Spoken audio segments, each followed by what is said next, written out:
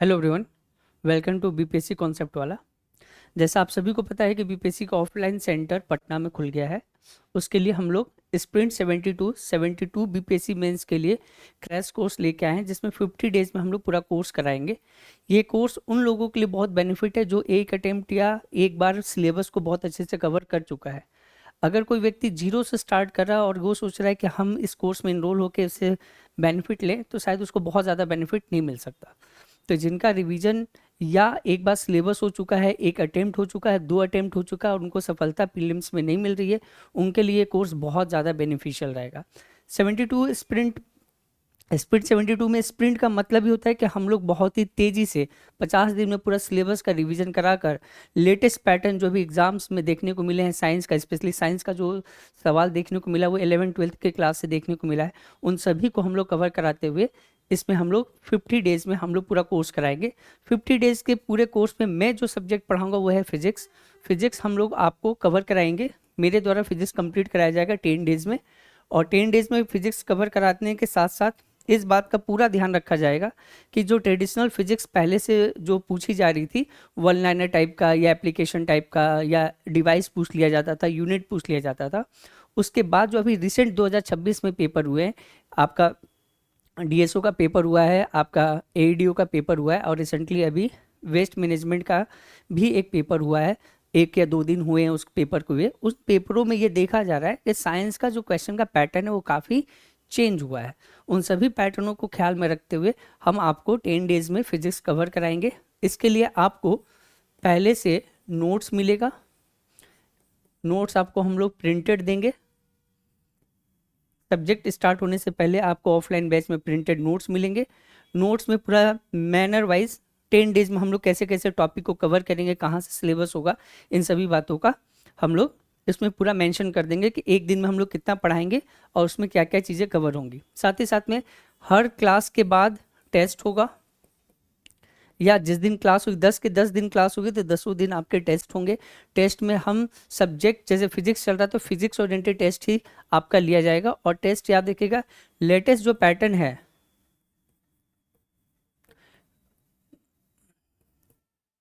Latest pattern जो है जिसमें स्टेटमेंट बेस्ड क्वेश्चन,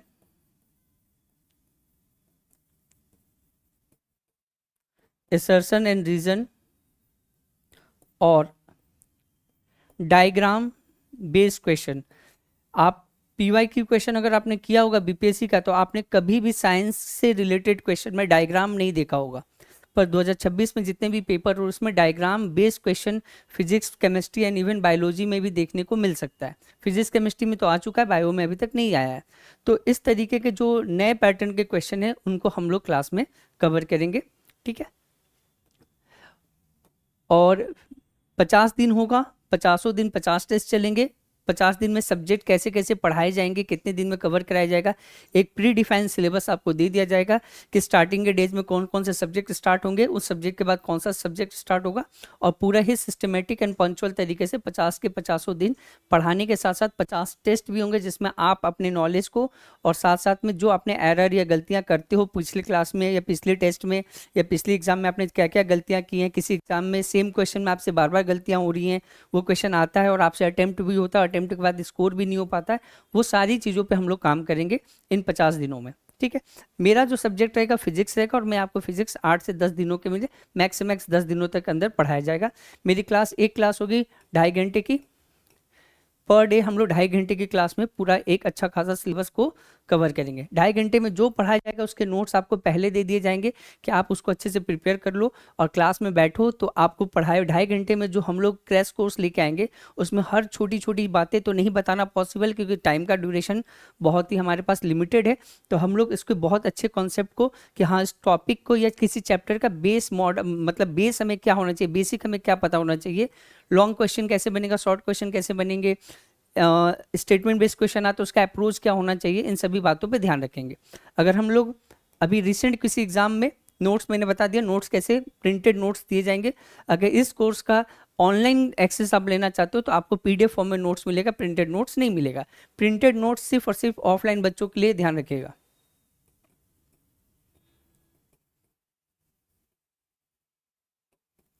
ऑफलाइन बच्चों के लिए ही केवल ये प्रिंटेड नोट्स अवेलेबल है। हाँ, जिनको पीडीएफ मिलेगा वो प्रिंटेड नोट्स अपना प्रिंट करा सकते हैं, उसमें कोई दिक्कत वाली बात नहीं है। अगर हम बात करें क्या चेंजिंग पैटर्न है, तो इस पैटर्न में एक चीज़ खासियत देखिए क्या है, बीपीएससी का अगर लेटेस्ट पैटर्न देखा जाए, एक क्वेश्चन पूछा गया, क्वेश्चन पूछने में बीपीएससी ने एक बहुत अच्छा कॉन्सेप्ट क्या लगाया है कि इसमें इन्होंने इस क्वेश्चन को देखेंगे तो इसमें क्वेश्चन है मिरर का और इसमें क्वेश्चन है लेंस का। मिरर और लेंस में जब क्वेश्चन आते थे तो मैं आपको पैटर्न बता देता हूँ, पीवाईक्यू में आप देख लीजिएगा। जैसे आंखों में कुछ प्रॉब्लम्स होती हैं, दूर का दिखाई नहीं देता, पास का नहीं दिखाई देता है, मायोपिया होता है, हाइपरमेट्रोपिया होता है, प्रेस बायोपिया होता है, एस्टिग्मेशन होता है, ये सारी प्रॉब्लम्स होती हैं। इन प्रॉब्लम को करेक्ट करने के लिए हम लोग चश्मे पहनते, उसमें लेंस लगता है।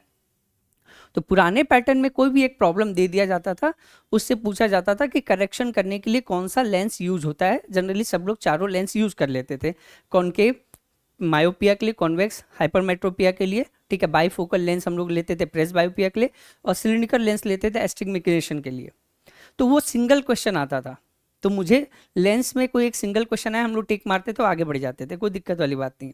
अब बीपीएससी ने क्या कॉन्सेप्ट लिया कि क्या ऐसा क्वेश्चन हम पूछे जिसमें बच्चे का मिरर भी मैं चेक कर लूँ, मिरर का कॉन्सेप्ट भी चेक कर लूँ, लेंस का भी कॉन्सेप्ट चेक कर लूँ, मतलब एक सिंगल क्वेश्चन में मिरर और लेंस दोनों कवर हो जाए। मतलब वो पूछना भी चाहता है एक ही क्वेश्चन और जानना भी चाहता है कि फिजिक्स के आपके लेंस और मिरर के कॉन्सेप्ट क्लियर है या नहीं है।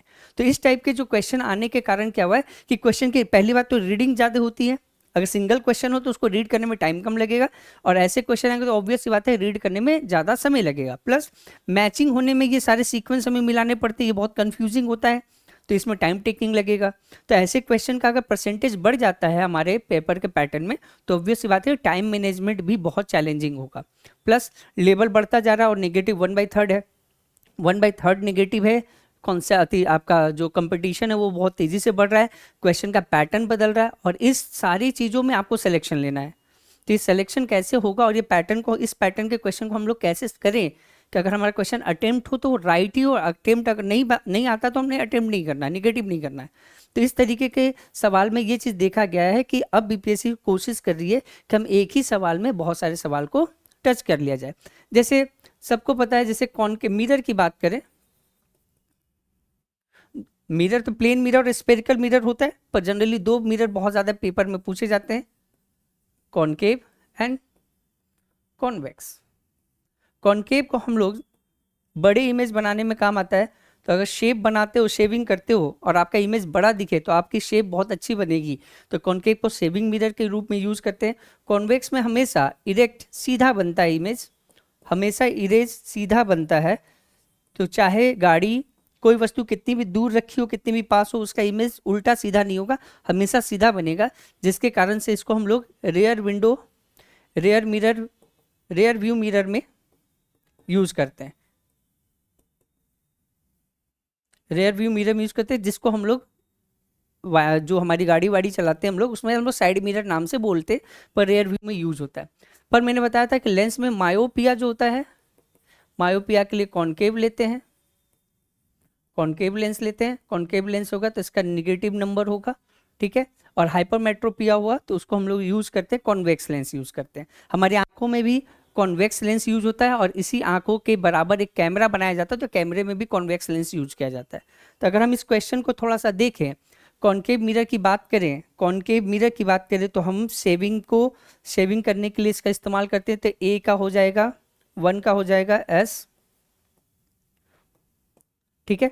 2 को देखें, 2 में है कॉन्वेक्स मिरर है, ठीक है, कॉन्वेक्स मिरर है, तो हम लोग इसका इस्तेमाल करेंगे आपका गाड़ी का रेयर व्यू में, तो हो जाएगा आर।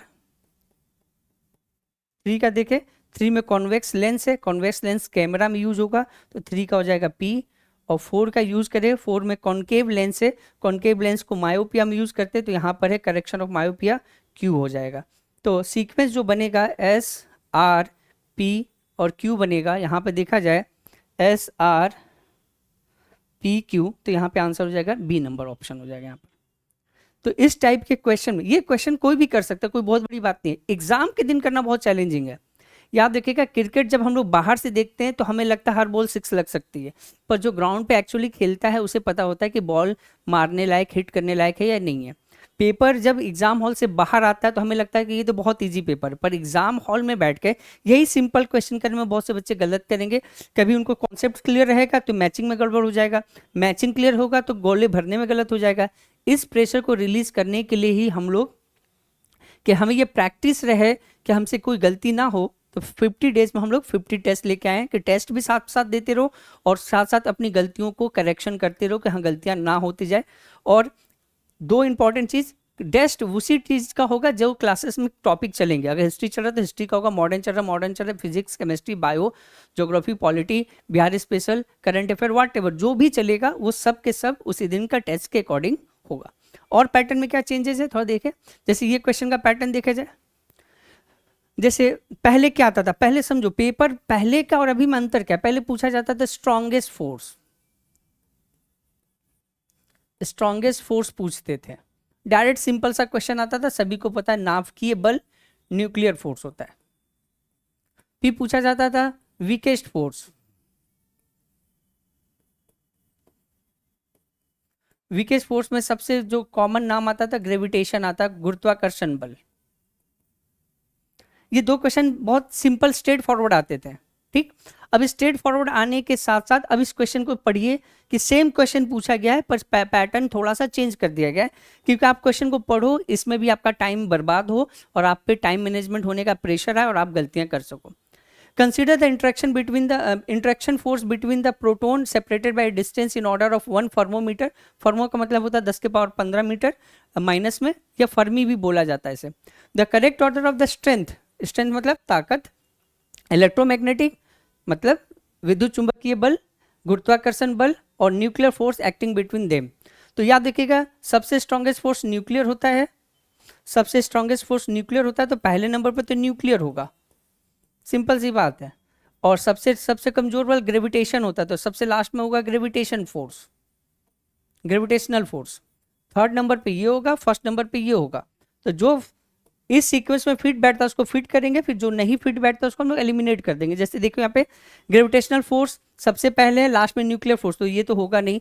इलेक्ट्रोमैग्नेटिक फोर्स पहले है और ग्रेविटेशनल फोर्स लास्ट में, तो ग्रेविटेशनल फोर्स तो लास्ट में आएगा ही, पहले आएगा न्यूक्लियर फोर्स, तो ये भी ऑप्शन नहीं होगा। अब देखो यहाँ पर न्यूक्लियर फोर्स फर्स्ट नंबर पर है और थर्ड नंबर पर इलेक्ट्रोमैग्नेटिक है और दूसरे नंबर पर ग्रेविटेशनल फोर्स है। ग्रेविटेशनल तो थर्ड नंबर पर आएगा, दूसरे नंबर पर इलेक्ट्रोमैग्नेटिक आएगा, तो ये भी ग्राम गलत हो गया। इसमें आंसर होगा फर्स्ट नंबर पर न्यूक्लियर सबसे मजबूत बल, उसके बाद आता है इलेक्ट्रोमैग्नेटिक फोर्स सेकंड नंबर पर, और सबसे कमजोर बल होता है ग्रेविटेशनल फोर्स होता है, वो है नंबर थर्ड पे। So answer is A D. तो पहले इस तरीके के पेपर आते थे, सबसे स्ट्रॉन्ग बल, सबसे मजबूत बल कौन सा है, सबसे कमजोर बल कौन सा, इस तरीके के पेपर पूछे जाते थे। सेम क्वेश्चन अभी भी पूछा गया, पर देखो क्वेश्चन का पैटर्न बदल गया। तो इस पैटर्न में मुझे टेस्ट भी देना है और इस पैटर्न में मुझे पेपर को सॉल्व करके स्कोर भी करना है। इसके लिए आप रेडी रहिए, हमारे क्लासेस में इसी तरीके से मैं आपको पूरा फिजिक्स पढ़ाऊंगा कि क्वेश्चन बेसिक से हार्ड लेवल तक जाएगा तो आप उसको कैसे अटेम्प्ट कर पाओगे। अगर और आगे हम देखें, जैसे एक ये इस टाइप का क्वेश्चन को देखा जाए, ये क्वेश्चन है in a simple harmonic motion potential energy of particle is maximum the extreme point और at a extreme point the velocity of particle is a maximum. तो ये एसर्शन और रीजन का क्वेश्चन है, ए और आर का रीजन है। देखिए सिंपल हार्मोनिक मोशन का अगर हम कॉन्सेप्ट बताएं तो ये पेंडुलम से लेना देना है, जिसको हम लोग बोलते हैं लोलक।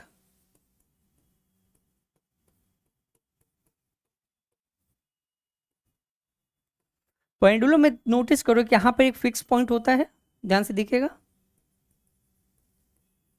ये अपना फिक्स पॉइंट है। इस फिक्स पॉइंट से एक वेट टांगा रहता है यहां पर, इस वेट को हम लोग बोलते हैं बॉब। इसका मास मान लीजिए, mass of bob equal to M. जब इस वेट को कुछ हाइट पे ले जाएंगे और जब इसे हम छोड़ेंगे तो ये टू एंड फ्रो मोशन करेगा। पॉइंट ए मान लीजिए, पॉइंट बी मान लीजिए, पॉइंट सी मान लीजिए।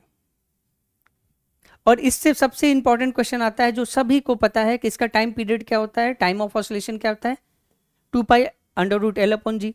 पर 2 pi under root L upon G इसको पेंडुलम बोलते हैं, ये सबको पता है, पर क्वेश्चन में ये जो पूछा गया उसमें तो बोर्ड पे कुछ दिख नहीं रहा है। अब इसको सॉल्व कैसे करना है, तो जब आप इसको पेंडुलम को इस लेवल से पढ़ोगे, यहाँ तक तो सभी पढ़ा देते हैं, यहाँ तक तो लगभग सभी बता देते हैं कि ऐसा होता है, टाइम ऑफ पीरियड होता है, इसका यूनिट होगा सेकेंड, पर क्वेश्चन में ये पूछा गया कि जब ये पेंडुलम ऊपर की ओर जाएगा और फिर वापस अपना मीन पोजीशन पे आएगा, तो यहाँ पर जो ए और सी है, यहाँ पे ध्यान से देखिएगा, ये जो पॉइंट ए है और ये पॉइंट जो सी है, इसको बोलते हैं स्ट्रीम पॉइंट। जब ए से बी पे जाएगा तो स्पीड बढ़ेगी, वेलोसिटी बढ़ेगा।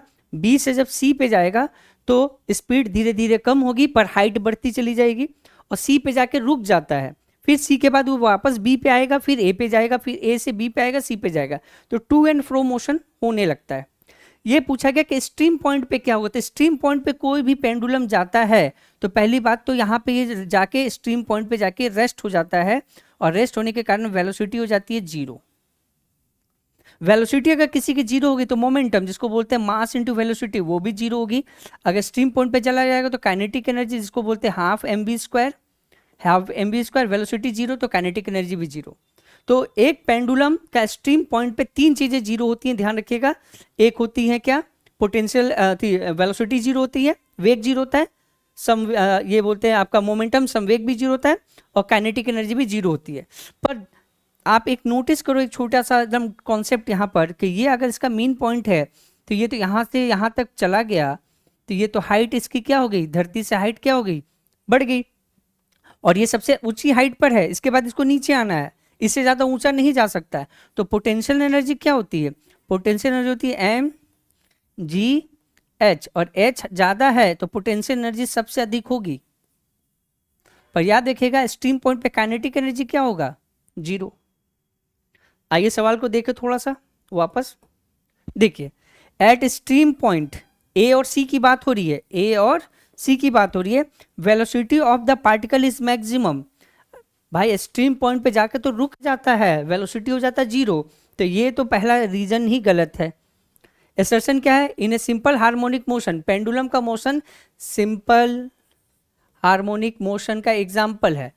तो सोचो सिंपल हार्मोनिक मोशन लिखा है, पेंडुलम नहीं लिखा है, तो आपको ये भी क्लियर पता होना चाहिए कि पेंडुलम का जो मोशन होता है वो सिंपल हार्मोनिक मोशन का एक उदाहरण है। The potential energy of the particle is maximum at the extreme point, potential energy of the particle is the extreme point क्या होगा, मैक्सिमम होगा। तो एसर्शन राइट है और रीजन जो है वो रॉन्ग है। ऐसा ऑप्शन हम ढूंढेंगे और उसको टिक मार के इस क्वेश्चन को अटेम्प्ट कर लेंगे। बोथ आर ट्रू, बोथ तो ट्रू नहीं है, ठीक है, both are true but R is the not correct explanation, ये भी नहीं है। A is false, R is true, R false है, ए ट्रू है, तो ये भी नहीं होगा। A is true, B is false, तो आंसर होगा इसका डी। आंसर क्या होगा इसका डी। एक और बात देखो, यहां पर ये मैक्सिमम नहीं देता, कोई बात नहीं।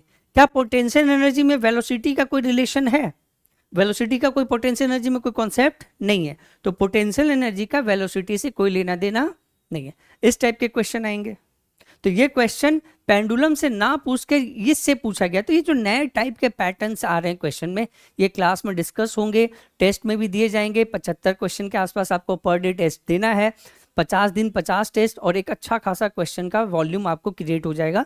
साथ साथ में उसकी क्लासेस भी दी जाएंगी, 2.5 घंटे की क्लासेस होंगी, जिसमें पूरा कॉन्सेप्ट आपको रिवाइज करा दिया जाएगा। जहाँ पे थोड़ी मोड़ी मिस्टेक से आपका पीटी साल 2 साल से नहीं निकल रहा, वो उसमें कोई दिक्कत नहीं आएगी। आगे अगर देखें इस टाइप के क्वेश्चन देखिए पूछा गया है इलेक्ट्रोमैग्नेटिक वेव, जिसको बोलते हैं विद्युत चुंबकीय तरंग, प्रोपेगेट वैक्यूम मीडियम से प्रोपेगेट कर रहा है, जा रहा है। पहला, electric field magnetic field oscillate perpendicular to each other, first statement.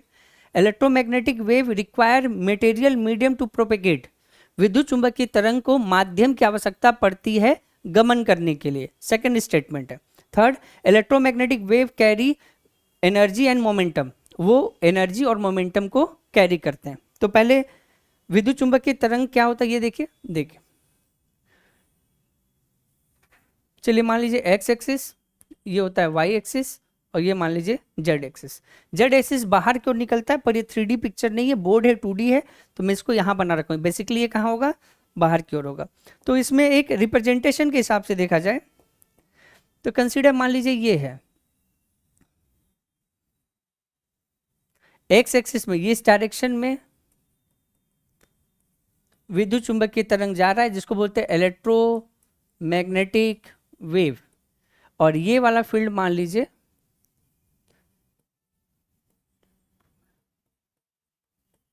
विद्युत क्षेत्र है, और इस वाले फील्ड को आप ले सकते हैं, जैसे ये वाले फील्ड को, इस वाले फील्ड को आप ले सकते हैं चुंबकीय क्षेत्र, मैग्नेटिक फील्ड।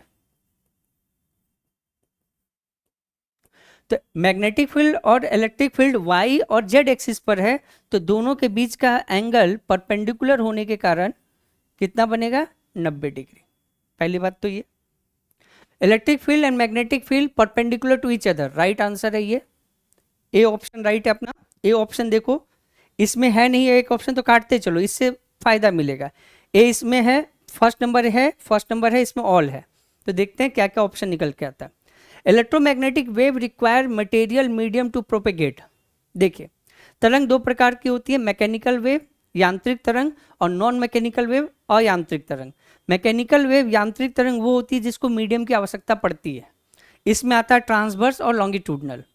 और जो नॉन मैकेनिकल वेव होती है जिसे मीडियम की आवश्यकता नहीं पड़ती, इसका आंसर है विद्युत चुंबकीय तरंग, इलेक्ट्रोमैग्नेटिक वेव। तो इलेक्ट्रोमैग्नेटिक वेव को ट्रैवल करने के लिए मीडियम की आवश्यकता नहीं पड़ती। सबसे कॉमन एग्जांपल लाइट ले लीजिए, लाइट को कोई मीडियम की आवश्यकता नहीं है, लाइट वैक्यूम में भी ट्रैवल करती है और उसकी में स्पीड सबसे ज़्यादा होती है। तो इलेक्ट्रोमैग्नेटिक वेव को ट्रैवल करने के लिए मीडियम की आवश्यकता पड़ती है, यह आंसर हो गया गलत। इस गलत होते के साथ सेकंड गलत है, तो ये हट जाएगा, ऑल होगा ही नहीं, बचेगा क्या, 1 और 3। और इलेक्ट्रोमैग्नेटिक वेव जब कैरी करता है तो उसमें मोमेंटम और ऊर्जा, एनर्जी दोनों होती है। सो आंसर जो 1 और 3। तो अगर रिप्रेजेंटेशन आपको आता है, इस तरह के कॉन्सेप्ट आपको पता है तो ठीक है, केवल इतना नहीं कि लाइट को मीडियम की आवश्यकता नहीं है, इतना ही आपको आता है इलेक्ट्रोमैग्नेटिक वेव में, तो उस लेवल का पेपर आएगा तो आपसे बनेगा। इस टाइप के लेवल के पेपर आएंगे तो आपको नहीं बन पाएगा आपसे, आपको पढ़ना पड़ेगा बहुत तरीके से कि विद्युत चुंबकीय तरंग, इलेक्ट्रोमैग्नेटिक वेव क्या है। इन सभी बातों को देखते हुए हमारा जो स्प्रिंट 72 है, जिसमें 50 दिन में हम आपको कोर्स कराएंगे, मेरा नाम विकास कुमार सिंह हुआ, मैं आपको फिजिक्स पढ़ाऊंगा 10 दिनों में, और हर दिन की क्लासेस 2.5 घंटे की होगी। 25 घंटे में हम आपको पूरे फिजिक्स का रिवीजन कराएंगे, और साथ साथ में बहुत ही लेटेस्ट पैटर्न का क्वेश्चन आपको पर डे सॉल्व कराया जाएगा। पहले आप टेस्ट दीजिएगा, टेस्ट में जो नहीं बनेगा, डाउट वर्ड का जो सेशन है उसमें हम लोग उसको क्लियर करेंगे कि आप कहाँ फंसे और आपको क्या क्या दिक्कतें आ सकती हैं। आई होप इस स्प्रिंट 72 का आपको फ़ायदा मिले, और जहां आप बार बार अटेम्प्ट दे रहे थे या कहीं फंस रहे थे या कोई छोटी मोटी गलतियों के कारण पीटी या प्रीलिम्स आपका नहीं हो पा रहा था, उसमें ये आपके लिए रामबाण की तरह काम करेगा। तो स्प्रिंट 72 में इनरोल हुई, और ऑफलाइन बैच चालू होने वाली है, हमारी क्लासेस चालू हो जाएंगे 1 मई से, ठीक है। लोकेशन अपना क्या, बोरिंग रोड।